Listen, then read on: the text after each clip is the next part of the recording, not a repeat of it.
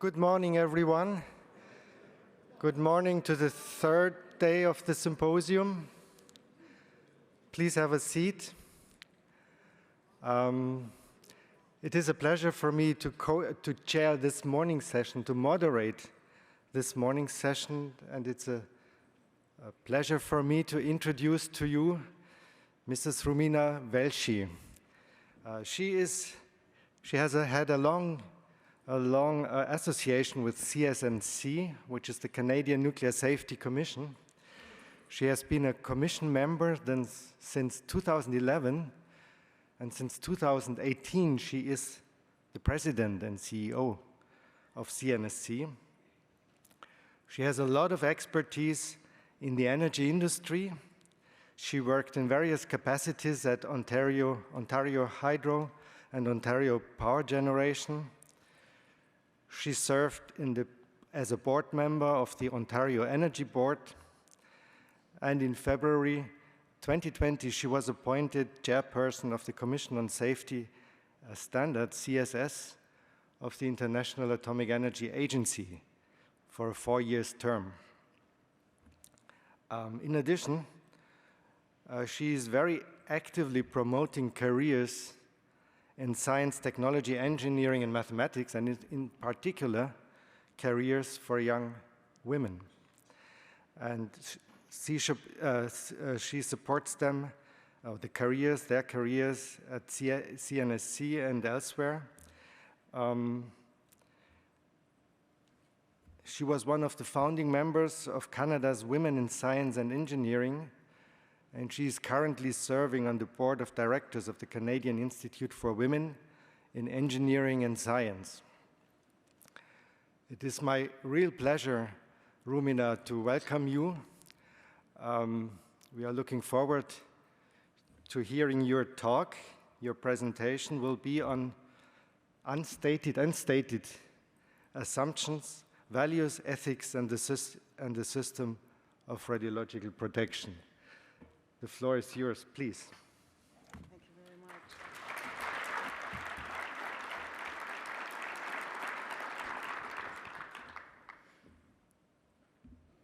Good morning, everyone, and thank you for giving me this opportunity to be a keynote speaker to start off your day this morning. Listening to Bob McDonald yesterday as he gave the keynote speaker was a true treat. And I hope, other than us, the two of us using the same color of hair dye, you will find some other common areas in our messaging. So before beginning my remarks, I would like to acknowledge that we are gathered today on the shared, unceded, and ancestral territories of the Musqueam, Squamish, and Tsleil-Waututh nations. I want to start today's proceedings and my remarks with some questions. What is safe? How do we decide what actions are safe enough? When does a reasonable risk veer into an unreasonable one? And who makes this decision? In the case of the use of nuclear energy and substances in Canada, these questions fall to the Canadian Nuclear Safety Commission. The CNSC is Canada's nuclear regulator and is led by the Commission, supported by more than 800 scientific, technical, and professional staff. We regulate the full life cycle of nuclear facilities and activities in Canada. The Commission is an independent, quasi-judicial administrative tribunal structured to minimize inappropriate influence from government. The Commission makes decisions on licensing as well as on significant regulatory framework issues.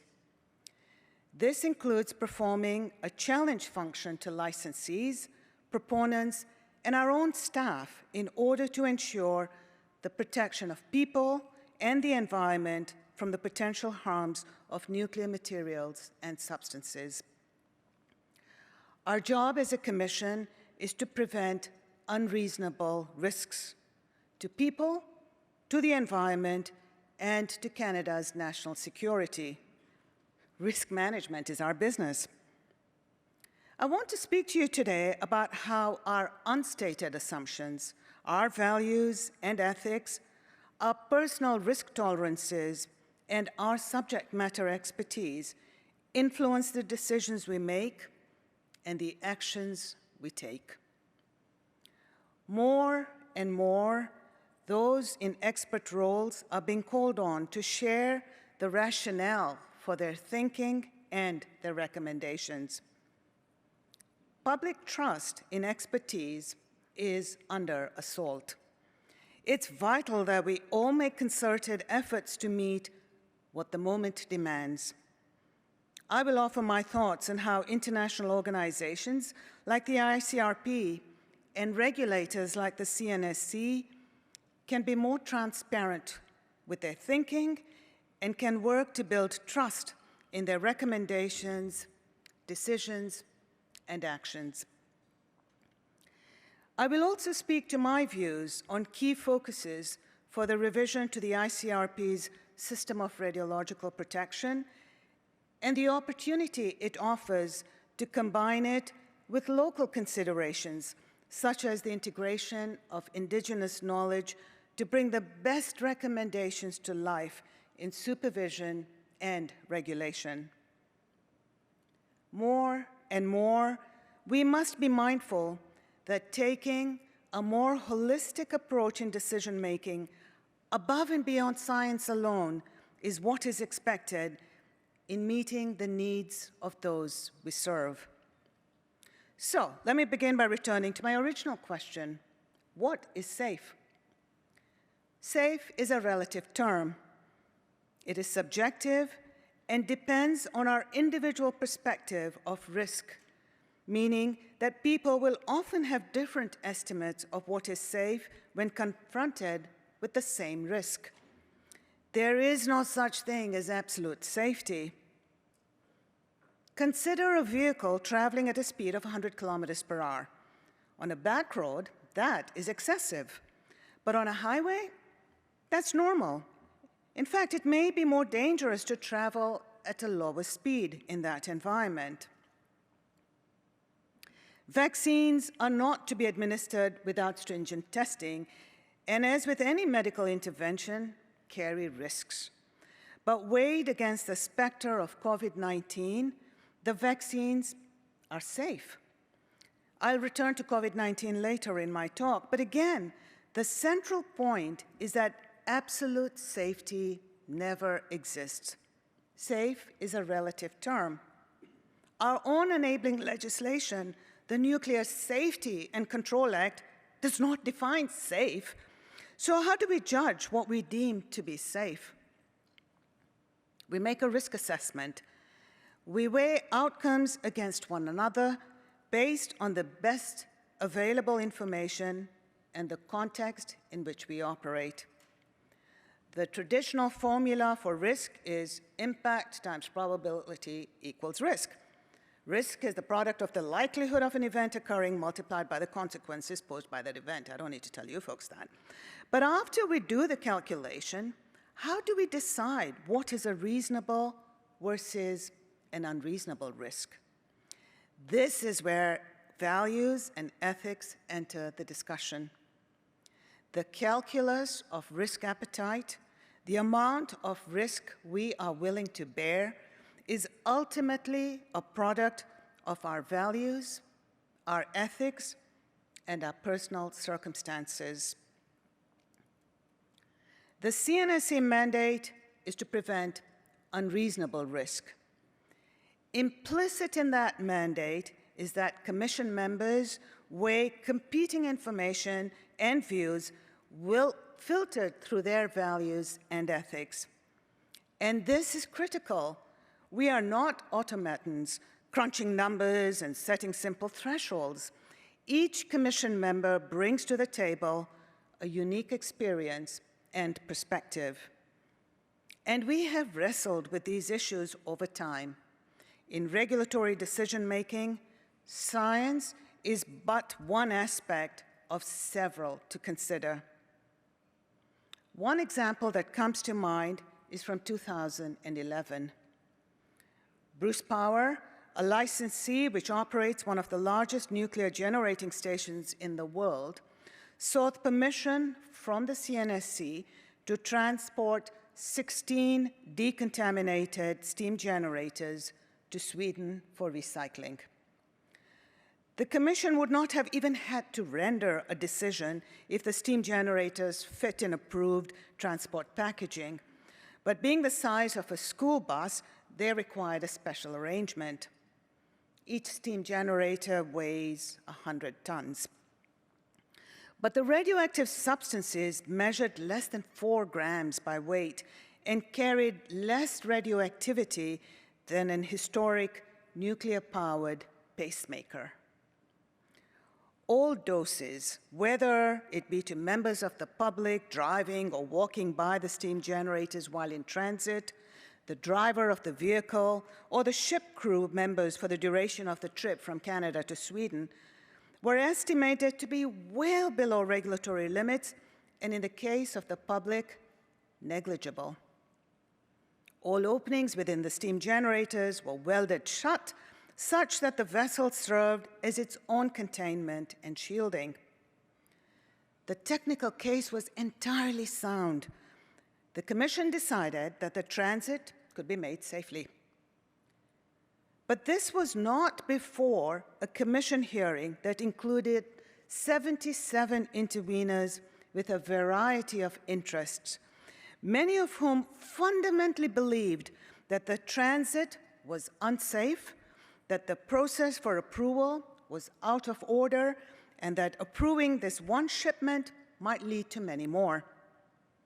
CNSC staff were called before municipal councils and before parliamentary committees to explain the Commission's decision. Concerns abounded about drinking water contamination, the potential for road or marine accidents, and approaches for nuclear waste minimization. Ultimately, Bruce Power decided not to proceed in spite of having received Commission approval to proceed. Their decision was taken as a result of public concerns and not the science. Concerns about radioactivity are understandable. It is perhaps one of the most concerning hazards that exist. I would suggest precisely because people do not commonly understand it. It is intangible. I come to this conclusion because these steam generators were far from the only dangerous good transported by water. In 2009, 481,000 tons of gasoline was transported on the St. Lawrence Seaway and the Great Lakes in Canada. And it's not just gasoline, almost 21,000 tons of sulfuric acid, 3,200 tons of fertilizer, 1,400 tons of biofuels, and the list goes on. All with much greater possibilities of disaster, but with minimal instances of emergency events. So what is it about this particular shipment of 1,600 tons of steel, of which 64 grams, or approximately 4 millionths of 1% in total, was irradiated, that led to such concern? I believe that for far too long, we have ignored the anxieties and perceptions that so often come with nuclear. We have simply pushed them aside as unscientific. And when I started drafting these remarks, it is this case I return to frequently to think about how values and ethics drive us. In my view, one of the values driving some of these concerns ultimately related to anti-nuclear thought. But above and beyond that, you can tease out some of the values driving concern: environmental protection, clean drinking water, a belief that those who create waste should manage it entirely themselves, safety, security. And so, in sharing this example, I want to emphasize the importance of being clear on the rationale for our decisions and thoughts, expressed in terms of values and ethics, as a key method for fostering public trust and bringing people with us in our decision-making. This means going beyond the science and into the realm of values and the factors behind how people make decisions every day. It is very rarely a simple mathematical risk calculation. We should seek to demonstrate how our decisions have espoused the values of those concerned. Perhaps the Commission's decision on the steam generators could have better demonstrated that the Commission shared many of the values driving the concerns. For example, the importance of clean drinking water, and the scientific information that the decision was based on was filtered through these values. More and more, I have been thinking about the need to better document both what we recommend as experts and do a better job of explaining why we recommend what we do. Again, through the lens of values and ethics. And the reason I've been thinking about this more and more is due to a mounting threat in society, that of disinformation and misinformation. Misinformation has, of course, been brought to the fore by recent events such as the COVID-19 pandemic and also the Ukraine-Russia conflict that's ongoing. During the early months of the COVID-19 pandemic, 90% of Canadians used online sources to find information about COVID-19. Of these, a striking 96% of users said they saw COVID-19 information they believed to be misleading, and 40% of respondents admitted to believing information that later turned out to be false. As the pandemic progressed, misinformation became a more distinct threat to population health in the form of vaccine misinformation. The scientific consensus is clear that vaccination is the best way to fight back against COVID-19. Misinformation gained a greater foothold in the population as recommendations changed over time regarding vaccines. At first, viewed as a method for preventing infection, over time it became clear that while vaccines may not prevent against infection, they were still the best option for preventing severe outcomes. In Canada, the story of the AstraZeneca vaccine further complicated matters. As stories of vaccine-induced blood clots circulated, guidance shifted to providing the AstraZeneca vaccine to only those at a reduced risk for these outcomes. Eventually, AZ administration was largely discontinued in Canada.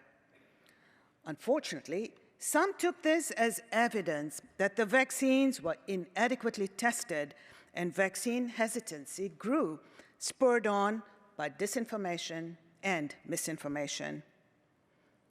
What was missing here was clear, an acknowledgement of uncertainty.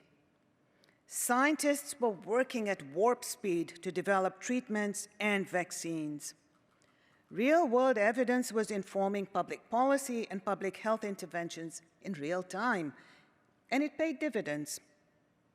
I am reminded of Dr. Michael Ryan, Executive Director of the World Health Organization's Health Emergencies Program, saying in the early days of the pandemic that, and I quote, "If you need to be right before you move, you will never win.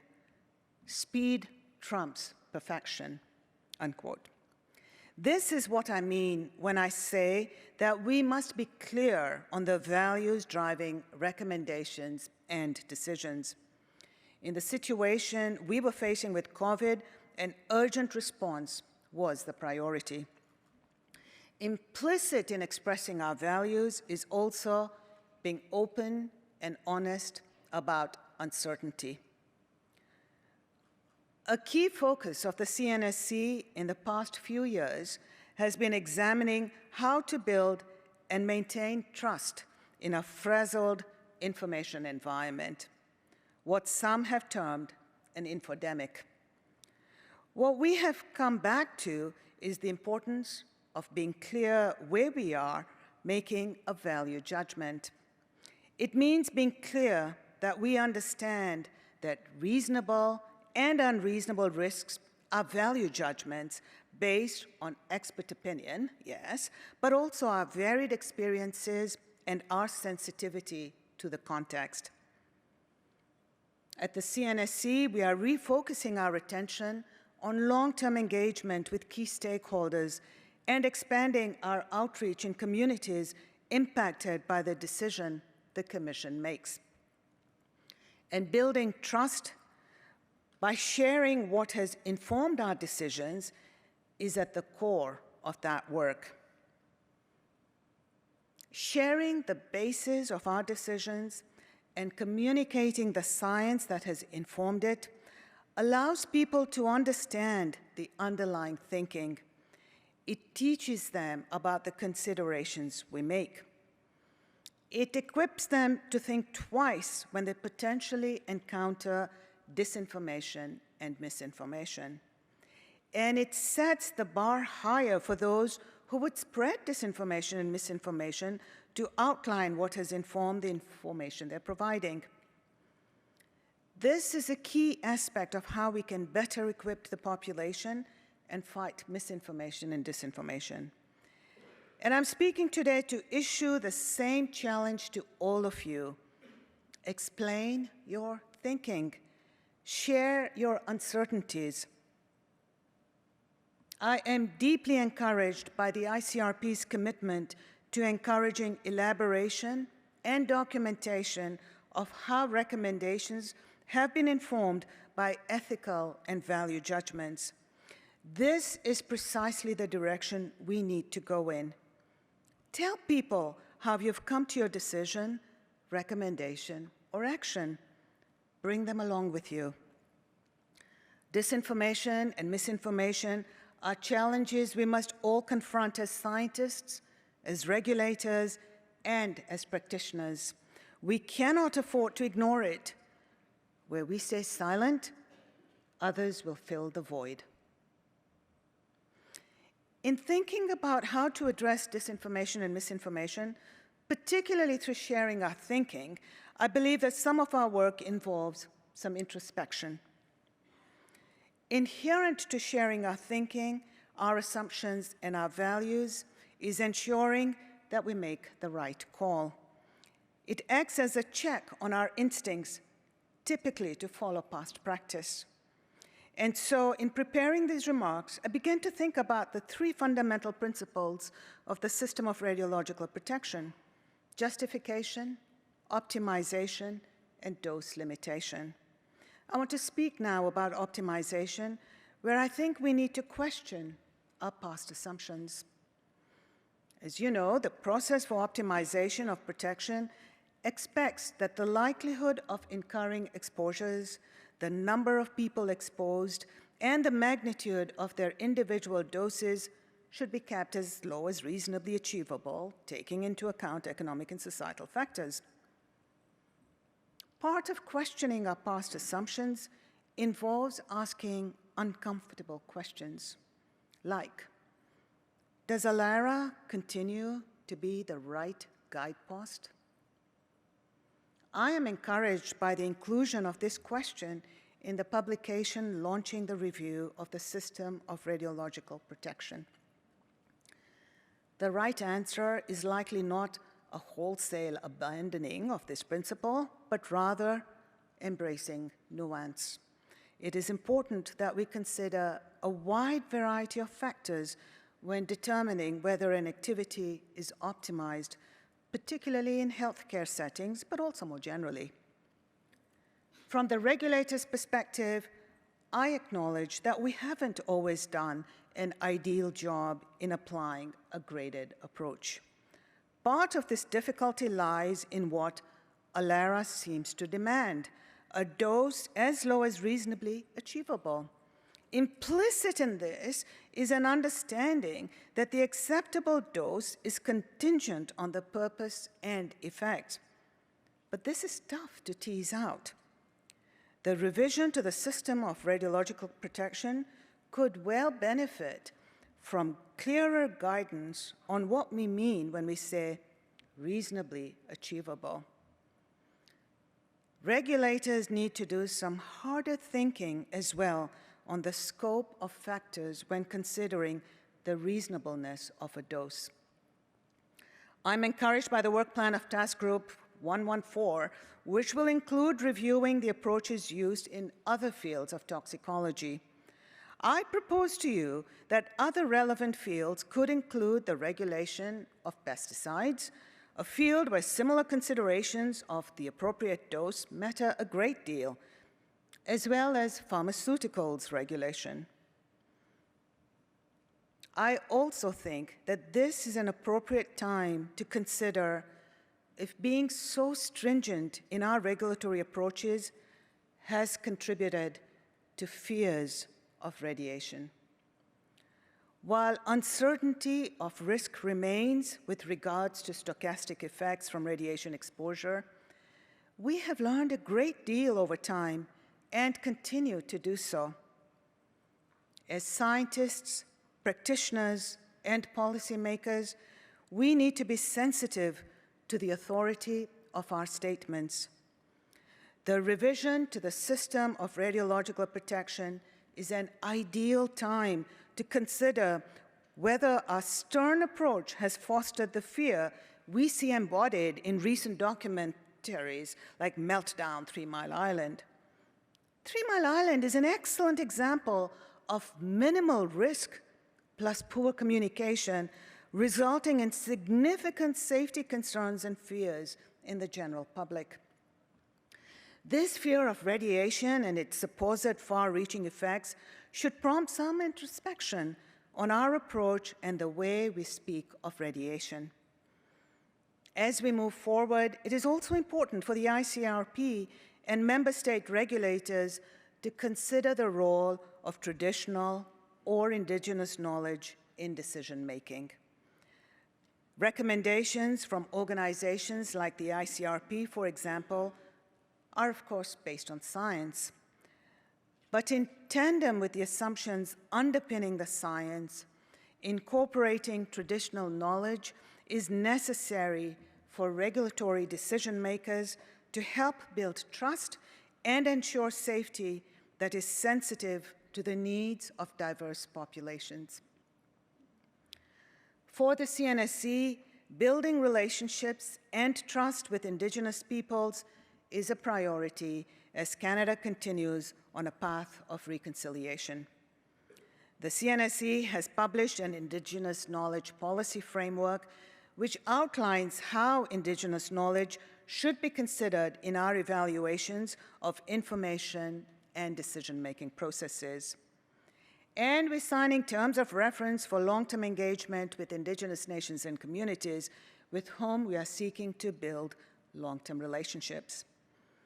It is critical that we engage with the people affected by our decisions to build trust, to ensure we reflect the best available information, and to position ourselves to better understand concerns and misgivings. In closing, let me elaborate on the key messages which I want to leave you with. First, it is more critical than ever that guidance be clear about the ethics, values, societal norms, and assumptions underpinning recommendations and decisions. Clarity in science communication and how decisions are made will help to build trust in our decisions as professionals and as regulators. There can be no uncertainty that in every decision we make, the benefit must outweigh the risk. Second, clarity of communication, including our too often unstated assumptions, is critical to combating disinformation and misinformation. As a professional community, we cannot shy away from this discussion. Action is needed across the spectrum, and it starts with us explaining our thinking and our actions clearly and completely. Finally, it is time for some introspection on the system of radiological protection, particularly regarding optimization. We need to spend some time thinking about whether we have contributed to the fear that people have about radiation. I close with a call to action. For too long, scientists and policymakers have relied on words like based on the best available evidence and have failed to consistently acknowledge uncertainty. Where uncertainty exists, we often rely on our values and ethics to drive the decision we take. As professionals, we owe it to ourselves and to the people we serve to more clearly elaborate on how and why we make the decisions and recommendations we make. Moving ahead, we should consider it our shared professional obligation. I thank you for your time and for your attention this morning, and I welcome your questions and comments and feedback. Thank you.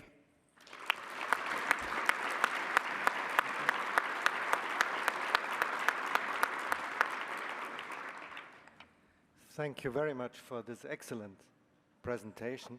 We have time for some questions, so I'm pretty sure there will be a lot of questions because there are a lot of ideas we have to think about and discuss.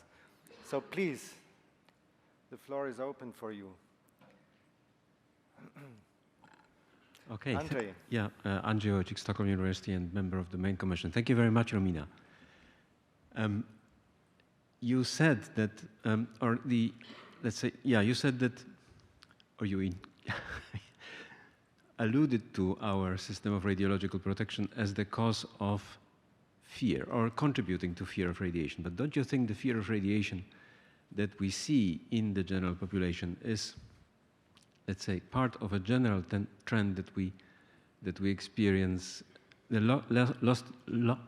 lack of trust that people have towards organizations, regulations, because of what we see, what is happening to our planet. So maybe it's we shouldn't throw away the child with the bath. Wouldn't you agree? Yeah, no, I absolutely agree with that. Yeah, let's not throw the baby out with the bathwater. But I think what I'm trying to say is that we do not adequately explain the risks associated with the doses. And I'll give you an example. We have had interveners, and these are scientists, who say that even one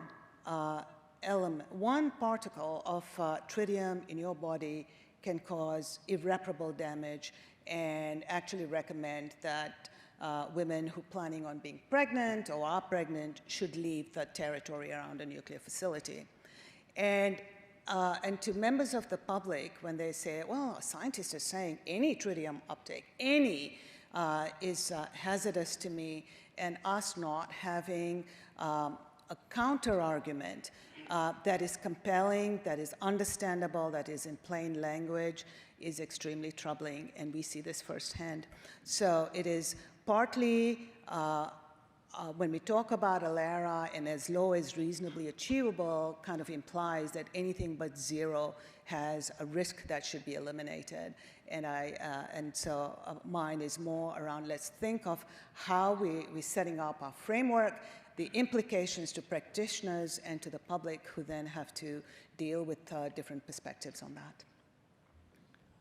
Thank you. Thierry, the next member of the main commission. So you see, we are starting this, thinking about it. Thierry. Thank you, Thank you, and I really share your key concern and your proposal, and this is very useful for the work that we are going under development for ICRP Task Group 114 on reasonableness and tolerability. I will discuss with you because some element will be useful for us to be further investigated. I have just one point because you really emphasize the fact that we need to open the process and to embark not only radiation protection, but some other aspect. Then the concern or the difficulty for radiological protection expert, or for most of the people involved in the radiation protection community, is how to cooperate and what is the legitimacy of RP expert in this domain, and how we are able to set up some process where we have a good governance in the decision-making process, and where we really embark the different concerned actors and also concerned decision makers. I very much share your challenge. I mean, it is formidable in my mind. The science part is the easy part. It is how do you factor in the ethics and the values. But I think what I'm hearing from you and what I heard yesterday is that we very much have to do that, because our decisions, our actions are driven by more than the science, and we are expected, we are demanded, and I can speak for us as a commission, we are expected and demanded that we take all those other factors into consideration. So I speak about more than the ICRP system and the framework for radiation protection, though it's really great to see the values and ethics, but it is that more holistic approach. And given the shortness of time, I do actually want to share one factor as we embark on advanced technologies and new technologies. And I want to share an example with you, because I think it'll indicate to you how these different considerations will factor into decision making. And it may be a bit more unique to Canada, but for those outside Canada, please bear with us, because I think you'll appreciate some of the complexities we have to deal with and have to work with here. So one of the consideration is using microreactors, SMRs, in remote communities to offset diesel. And I happened to be in a conversation with an indigenous leader and a proponent of a technology, and the proponent was saying, and you could bring these microreactors, and they provide reliable power and after 20 or 30 years, we'd pick up the reactor and take it back with minimal environmental footprint. And to which the indigenous leader said, well, I don't like the sound of that at all. Our principle, our value is that those who create and benefit from the technology, from the production, need to take on the responsibility of the waste and the ultimate solution of the waste. And so I'm just fast forwarding to whenever something like this may come to the commission, and we will hear that perspective that maybe the proponent has come up with a centralized facility from an economics perspective, et cetera, and there are those in the community who go, that does not line up with what we believe is important, and how do you reconcile those? And so I think even in your framework, there are no easy answers, but what's important is you get all those different perspectives and provide a framework for how do you address those.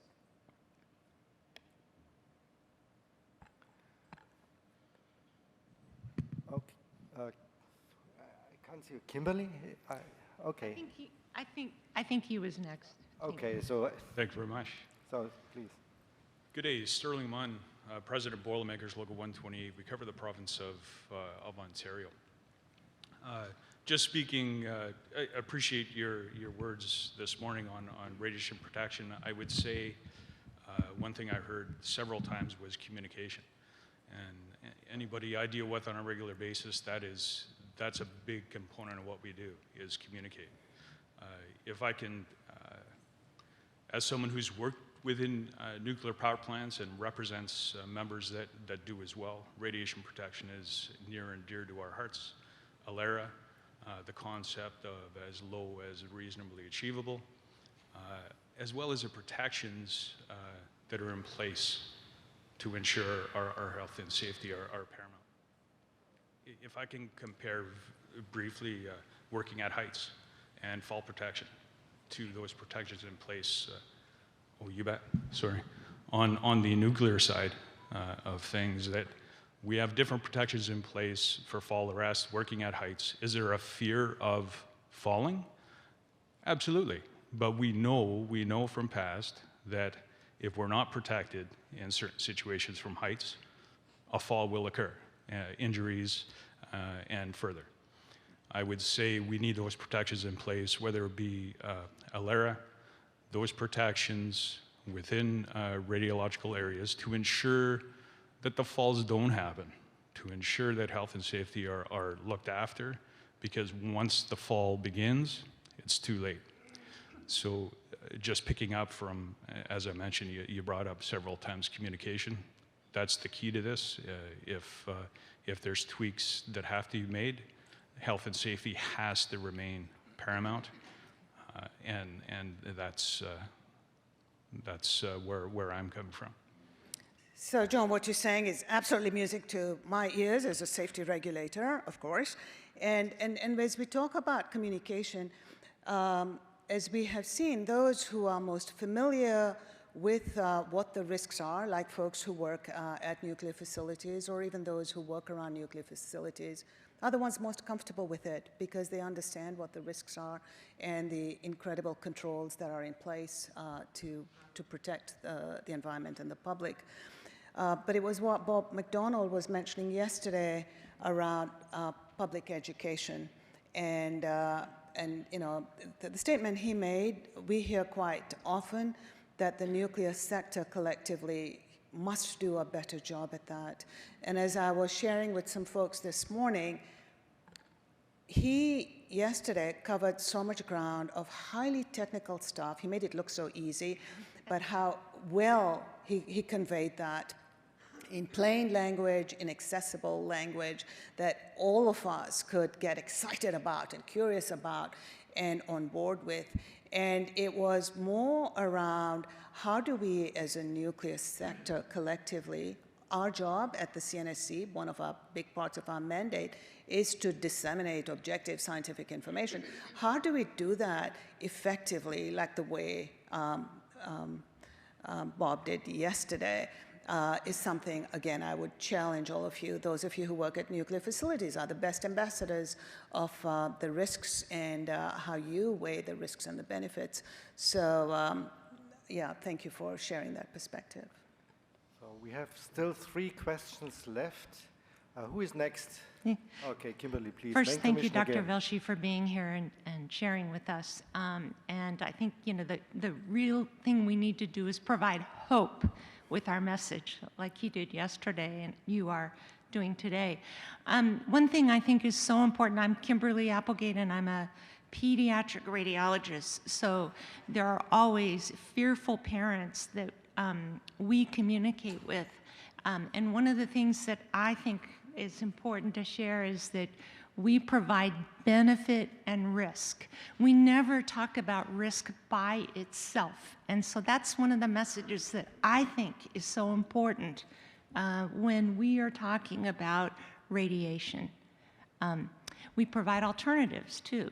We don't put people into a corner and say, this is the only way. You know, people have choices and different people make different choices. So that's the other thing that we have to be able to convey in our communication.